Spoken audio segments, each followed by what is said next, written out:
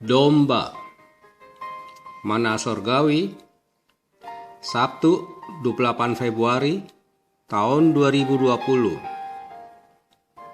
Adapun firman Tuhan terambil dari Yohanes 10 ayat 3 sampai dengan 4. Untuk membentuk kedisiplinan rohani jemaat dalam membaca Alkitab, sebuah gereja mengadakan gerakan domba, yaitu singkatan dari disiplin rohani membaca Alkitab. Akronim unik ini diambil terinspirasi dari gambaran relasi antar gembala dengan domba-dombanya yang menggambarkan Tuhan Yesus sebagai gembala sejati. Seorang gembala akan memanggil dan menuntun domba-dombanya karena gembala mengenal mereka. Demikian juga dengan domba-domba yang mendengarkan dan mengikuti sang gembala karena mereka mengenal gembala mereka. Gambaran gembala domba yang terkenal dari Alkitab adalah dari Daud. Mazmur 23. Daud yang sebelumnya adalah seorang gembala tahu benar relasi antara gembala dengan domba-dombanya. Ketika dewasa, Daud memposisikan diri sebagai domba dan Tuhanlah gembalanya.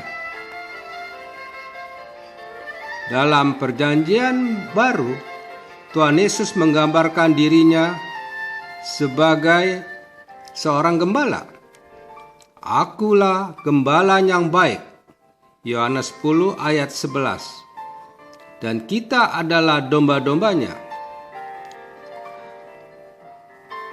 Gembala yang baik tidak hanya memanggil, menuntun, dan mengenal domba-dombanya, melainkan ia rela memberikan nyawanya bagi domba-dombanya. Philip Keller, seorang penulis buku Kristen yang pernah menjadi gembala hewan ternak,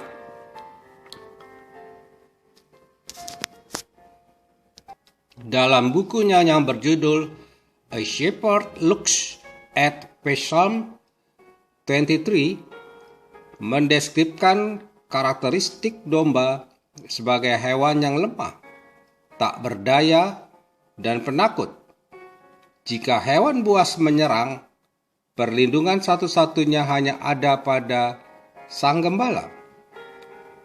Oleh karena itu, domba sangat menguntungkan keseluruhan hidupnya kepada gembala. Dari kebutuhan dasar, kenyamanan, hingga keamanan, semua bersumber dari sang gembala. Ketergantungan ini dibangun oleh domba dengan mendengarkan dan mengenali suara sang gembala, dan mereka akan mengikuti arahan sang gembala. Kehidupan orang percaya memiliki kesamaan dengan domba. Kita hidup di dunia yang penuh dengan kegelapan dan arus dosa yang kuat. Mengandalkan kekuatan diri sendiri akan membawa kita terseret semakin dalam kepada jerat dosa. Namun, sang gembala yang baik telah memberikan nyawanya untuk menebus kita dari dosa. Ia bahkan memberikan firman-Nya untuk menuntun kita datang semakin dekat kepadanya. Mari kita tetap dan semakin tekun dalam mendengarkan, mengikuti, dan mengenali suara sang gembala, karena kita adalah domba dan ia adalah gembala agung kita. Terlebih ia telah mengutus kita. Lihat, aku mengutus kamu sebagai domba ke tengah-tengah serigala.